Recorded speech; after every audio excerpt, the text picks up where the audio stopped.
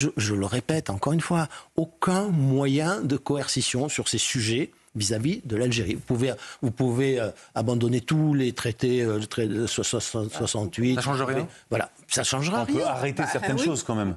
Non, on peut dire on peut s'occuper tous les visas, c'est fini. Voilà, on peut s'occuper de nos frontières, on peut s'occuper se protéger des gens ou pas. Mais rien ne fait pression sur Alger. Mais la pression sur le régime, non. Toute pression qu'on fera et qui au contraire fera souffrir soit les Algériens d'Algérie, soit les Franco-Algériens de France, sera une arme pour le régime. Voilà. Donc de toute façon, c'est même pas la crainte des émeutes ou des violences en France, c'est pas ça. C'est que ce pouvoir, il faut bien comprendre, c'est pas un pouvoir démocratique qui attend d'être populaire parmi la population, c'est un pouvoir qui manipule, qui est faible. D'abord, un pouvoir marxiste. Il est faible, mais plus il est faible, moins il peut céder à quoi que ce soit, et qui manipule son opinion autant qu'il peut, en ayant un ennemi, c'est la France, bien, et qui travaille la communauté algérienne par tous les moyens. Mais donc ça, il faut s'occuper de savoir ce que nous allons faire des OQTF qu'on ne veut pas reprendre. Alors les envoyer au Rwanda, moi je veux bien, mais même les Anglais ont échoué dans cette affaire. C'est-à-dire qu'en fait on arrive.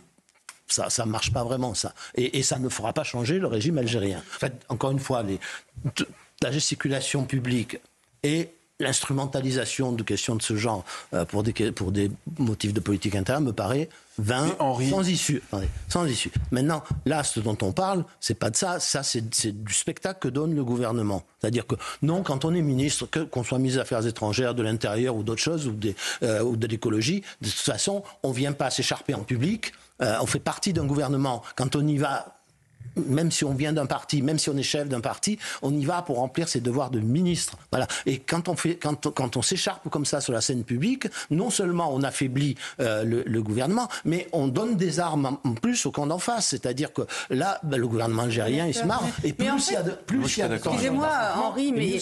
Coupez les visas. Fermez les frontières. CNews avoue, rien ne fonctionnera contre l'Algérie. Mais pourquoi cette obsession coercitive alors que l'histoire, depuis 1962, rit déjà de ces menaces creuses? L'Algérie ne pliera pas. Ni sous les ultimatums, ni sous les traités périmés. Quand CNews délire sur des mesures radicales, il oublie une évidence. La véritable force d'Alger réside dans une souveraineté forgée par des décennies de résistance, indestructible face aux caprices médiatiques. Les mêmes voix qui ressassent des discours coloniaux en 2025 ignorent que chaque pression subie se transforme en victoire diplomatique pour l'Algérie. Derrière les tweets haineux et les appels à la coercition se cache une réalité criante. 62 ans d'indépendance valent bien plus que des menaces vides de sens. Chaque tentative de chantage, fermeture des frontières, suspension des visas renforce son positionnement sur l'échiquier mondial, prouvant que la dignité d'un peuple ne se négocie pas à coups d'ultimatum.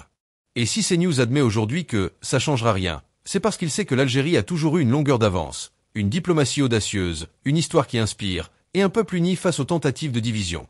Alors plutôt que de recycler des peurs dépassées, osons regarder la vérité en face. L'Algérie n'est pas une cible, elle est un modèle de résilience. Si vous refusez les fake news anti-Algérie, partagez pour briser le silence médiatique et célébrer une nation qui défie les lois du chantage. 18h15 sur CNews et sur Europe 1, vous regardez Punchline, toujours en compagnie de Naïma M. Fadel, Louis de Ragnel, Axel Ronde et Henri Guénaud. On va parler maintenant de la relation entre la France et l'Algérie, parce que Bruno Retailleau, vous l'avez vu sans doute, a remis une pièce dans la machine lors d'une interview au Figaro, où il pointe la responsabilité de la diplomatie française dans l'échec, notamment autour de la libération de Boualem Sansal. Et puis on a cette information qui vient de nous parvenir, information de nos confrères du GDD, qui témoigne là encore de la relation entre la France et l'Algérie. L'Algérie refuse un islamiste expulsé par la France. Et Louis de Ragnel, vous me disiez, c'est le nouveau cas d'une longue série de refus par l'Algérie de ressortissants. Il y a eu 120 refus par l'Algérie de reconnaître ses ressortissants et donc d'accepter une expulsion depuis le mois de janvier. Sachant que, si on est précis, la France demande à expulser des ressortissants algériens à Alger qu'avec des gens qui cochent toutes les cases. Terrorisme, trouble à l'ordre public, des gens qui ont déjà été multicondamnés, ou alors vraiment des gens très gênants. Et je trouve que c'est une illustration de plus de l'absence totale de coopération de l'Algérie, qui, dans les relations un peu informelles qu'il pouvait y avoir avec le Quai d'Orsay, disait mais non, mais pour les gens vraiment très dangereux, on est prêt à les accepter, pour le reste, c'est là où ça coince. Bon, là, non, pas du tout, il y a quasiment rien, il y a plus d'acceptation. Et puis je rappelle aussi ce chiffre qui a été rappelé par Bruno Retailleau dans son entretien au Figaro, 42% de la population des centres de rétention administratifs, oui. Donc des gens qui sont placés dans le but de leur expulsion, sont de nationalité algérienne. Et je trouve que les deux chiffres sont à mettre en perspective. Donc, qui montrent l'absence totale, le refus total de coopération de l'Algérie. Et si on place ça dans un contexte politique, on se dit, on est désespéré parce qu'on voit bien que Emmanuel Macron ne fera rien, que Jean-Noël Barrot n'a aucune envie de tendre la relation avec Alger, et que Bruno Retailleau essaye de conduire un rapport de force, mais on a beaucoup de mal à imaginer comment un jour, en tout cas tant que dans cette configuration-là, comment est-ce que le rapport de force peut être gagné en faveur de la France, quoi. Naïm M. Fadel, c'est un nouveau pied de nez de la part du gouvernement algérien à la France. Il n'y a aucun geste d'apaisement. Au contraire, quand vous refusez un ressortissant de surcroît islamiste, c'est que vous n'avez vraiment pas la volonté de coopérer avec la France. Oui, je pensais à la phrase du président quand il disait par rapport à la Russie, par rapport au fait de renforcer... Pour être libre, il faut être craint. Voilà. Et bien, là, on se fait bien moquer, en fait. On est piétiné, on est devenu la serpillière de l'Algérie qui se moque bien de nous. Depuis 1962, de toute façon, malheureusement, il n'y a pas eu une volonté vraiment de divorcer avec l'Algérie et d'arrêter cette espèce de repentance, d'autant plus qu'eux, ils puissent sur cette repentance pour continuer à incriminer la France et notamment alimenter la détestation de la France. Moi, je pense que si on voulait vraiment réagir, parce qu'encore une fois, il faut une volonté de nos gouvernants, on pourrait tout simplement trouver un pays tiers, négocier avec un pays tiers, comme le Rwanda. Et là, on leur ferait un sacré pied de nez. C'est un sacré pied de nez parce que c'est ça, vous en voulez pas, eh bien on les envoie au Rwanda. Et vous allez voir que tout de suite, ils iront les chercher. Henri Guénaud, sur cette relation entre la France et l'Algérie, vous avez souri quand Naïma a rappelé la phrase du président, parce qu'elle a aussi d'ailleurs été reprise par Bruno Retailleau. Pour être libre, il faut être craint. On aimerait bien qu'elle s'applique à l'Algérie, par exemple, cette phrase. Comment voulez-vous que nous soyons craints par le pouvoir algérien? Je dis bien le pouvoir, par le gouvernement, puisque le pouvoir et le gouvernement, là-bas, c'est deux choses différentes. Avant, le pouvoir politique avait un certain poids. Depuis Tebboune, il en a pas. Voilà, le pouvoir est entièrement entre les mains des généraux qui sont derrière le rideau et qu'on ne voit pas, et avec qui on ne discute pas. Donc, ça, c'est ma première remarque, c'est que sur ce terrain-là, occupons-nous de savoir ce que nous en faisons chez nous, comment on conforte nos frontières et qu'on n'en prend plus. Ça, c'est une chose. Ensuite, il y a un autre problème qui, pour moi, est très important, c'est celui de ce que j'appelle les otages. Ils prennent des otages, donc ils ont pris Bohème Sansal, ils en ont pris... Christophe Glaise, le journaliste. Voilà, bon. Là, c'est plus la même chose. On n'est plus dans un problème de rapport normal d'État à État. On est dans un problème de guerre. Bon. Alors, il faut bien comprendre quand même que c'est un cas de figure qui est très répandu maintenant dans le monde. Il y a les Iraniens le font, les Russes le font, mais ils ne sont pas les seuls. Les Américains le font. Ils nous l'ont fait sur Alstom, ils l'ont fait aux Chinois sur une grande entreprise chinoise en faisant arrêter la numéro 2 du groupe par les Canadiens. Bon, donc tout ça, ça se traite autrement. Alors, une chose est certaine, c'est que dans aucun des deux cas, ça se traite sur la scène publique. C'est-à-dire, moi, je ne suis pas d'accord avec la façon dont Bruno Retailleau traite ce problème. Je l'aime beaucoup, j'ai beaucoup d'estime pour lui. Mais si vous le faites, si vous lancez des ultimatums sur la scène publique, vous êtes sûr d'une chose. Mais Henri, on a fait toute la stratégie d'avant, on l'a faite, et ça n'a pas marché non plus. Ça ne peut pas marcher. Mais Henri, ça n'a pas fonctionné. On a essayé la diplomatie discrète, on a essayé la diplomatie pour la caresse. Ça ne marchera pas. Mais si vous faites des ultimatums, ça, vous êtes sûr de toute façon qu'il n'y a aucune issue. Voilà, c'est pas... Parce qu'ils ne peuvent tout simplement pas. Ils peuvent pas céder. Donc vous lancez des ultimatums sur des pays que vous pouvez étouffer, isoler, écraser, d'accord. Mais là, vous ne pouvez pas. Donc ça ne sert à rien. Au contraire, reste le problème des otages. Là, ça se traite autrement, toujours derrière le rideau, mais ça se traite comme font les autres pays, comme fait tout le monde, c'est-à-dire que là, on est renvoyé à la guerre de l'ombre, c'est un problème d'utilisation de nos services. Il faut aussi prendre des gages, voilà. Et puis après, on va aborder l'aspect politique. Voilà, mais ça demande une vraie fermeté, une vraie volonté, mais pas des rodomontades sur la scène publique. Voilà. Ça demande des actes. On parlera de ce que vous appelez des rodomontades, donc vous faites référence notamment à ce que Bruno Retailleau a dit, mais simplement, Axel Ronde, vous qui êtes policier, porte-parole du syndicat CFTC Police, il y a un côté un peu désespérant d'interpeller, d'arrêter des individus et que dès qu'on veut les expulser, c'est impossible. Oui, tout à fait. Et ce que vous parlez d'otages, nous, ça nous inquiète beaucoup parce qu'il faut savoir que c'est l'unité d'escorte, c'est l'UNESI escorte nationale et de soutien d'intervention qui va dans le pays amener, par exemple, cet Algérien. C'est des escorteurs, ils ont pris l'avion avec lui, ils se sont présentés donc aux autorités algériennes avec le passeport algérien de cet individu. Ils ont refusé l'accès donc à leurs citoyens et mes collègues sont repartis avec lui. Mais imaginez, peut-être que c'est déjà arrivé, mes collègues ont déjà été interpellés sur place, c'est déjà arrivé par le passé. On a été obligé de faire intervenir l'ambassade de France sur place pour les faire repartir en France. Mais imaginez s'ils s'amusent maintenant à prendre des otages, comme vous dites si bien, on met en danger une nouvelle fois mes collègues policiers de la police aux frontières qui vont se rendre finalement sur place et n'auront aucun pouvoir finalement de pouvoir, leur sécurité n'est peut-être même plus assurée à ce stade. Donc il va falloir avoir un protocole réel avec le gouvernement algérien pour que mes collègues escorteurs ne travaillent plus en insécurité. C'est devenu un véritable sujet politique, c'est-à-dire qu'on voit que Bruno Retailleau a fait de la question de l'Algérie un sujet politique en se plaçant en opposition avec Jean-Noël Barrot et par ricochet avec Emmanuel Macron. Écoutez la porte-parole du gouvernement à ce sujet, comment elle voit justement cette relation entre le ministre de l'Intérieur et le ministre des Affaires étrangères, c'est Sophie Primas. Il a toujours été clair auprès du Premier ministre que chacun pouvait s'exprimer. J'ai qualifié ça de polyphonie du gouvernement. Chacun a le droit de donner son avis. Il a une liberté totale, Bruno Retailleau. Il a une liberté qui est la sienne, cette liberté d'un patron de parti. Et en même temps, une fois que pour le gouvernement, le Premier ministre a tranché, eh bien, nous sommes dans le gouvernement et nous suivons ses recommandations. Vous parliez de rodomontade tout à l'heure, Henri Guénaud, sur les agissements.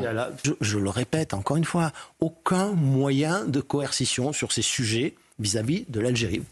Vous pouvez abandonner tous les traités de 68. Ça ne change rien. Voilà, ça changera rien. On peut arrêter certaines choses quand même. Attends, non, on peut dire on peut s'occuper tous les visas, c'est fini. Voilà, on peut s'occuper de nos frontières, on peut s'occuper se protéger des gens ou pas. Mais rien ne fait pression sur Alger. Mais la pression sur le régime, non. Toute pression qu'on fera et qui au contraire fera souffrir soit les Algériens d'Algérie, soit les Franco-Algériens de France, sera une arme pour le régime. Voilà. Donc de toute façon, c'est même pas la crainte des émeutes ou des violences en France, c'est pas ça. C'est que ce pouvoir, il faut bien comprendre, c'est pas un pouvoir démocratique qui attend d'être populaire parmi la population, c'est un pouvoir qui manipule, qui est faible. D'abord, un pouvoir marxiste. Il est faible, mais plus il est faible, moins il peut céder à quoi que ce soit, et qui manipule son opinion autant qu'il peut, en ayant un ennemi, c'est la France, bien, et qui travaille la communauté algérienne par tous les moyens. Mais donc ça, il faut s'occuper de savoir ce que nous allons faire des OQTF qu'on ne veut pas reprendre. Alors les envoyer au Rwanda, moi je veux bien, mais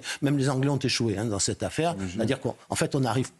Ça ne marche pas vraiment, ça. Et ça ne fera pas changer le régime algérien. En fait, encore une fois, la gesticulation publique et l'instrumentalisation de questions de ce genre pour des motifs de politique interne me paraît vain, sans issue. Attendez, sans issue. Maintenant, là, ce dont on parle, c'est pas de ça. Ça, c'est du spectacle que donne le gouvernement. C'est-à-dire que non, quand on est ministre, qu'on soit ministre des Affaires étrangères, de l'Intérieur ou d'autres choses, ou de l'écologie, de toute façon, on ne vient pas s'écharper en public. On fait partie d'un gouvernement. Quand on y va, même si on vient d'un parti, même si on est chef d'un parti, on y va pour remplir ses devoirs de ministre. Voilà. Et quand on s'écharpe comme ça sur la scène publique, non seulement on affaiblit le gouvernement, mais on donne des armes en plus au camp d'en face. C'est-à-dire que là, le gouvernement algérien, il se marre. Et plus il y a de excusez-moi, Henri, mais vous vous rendez compte, là, le message qu'on donne aussi au gouvernement ou au régime algérien, c'est qu'on a peur. On a peur, vous vous rendez compte? Je ne sais pas, mais un pays comme la France, 7e puissance au monde, elle a peur aujourd'hui de l'Algérie. Mais elle a peur de quoi? Mais oui, mais parce que vous avez dit, par exemple, qu'il faut la diplomatie, excusez-moi, de l'ombre, effectivement. Mais après les premières déclarations du ministre Retailleau, attendez, après, effectivement, le gouvernement a dit non, il faut se taire.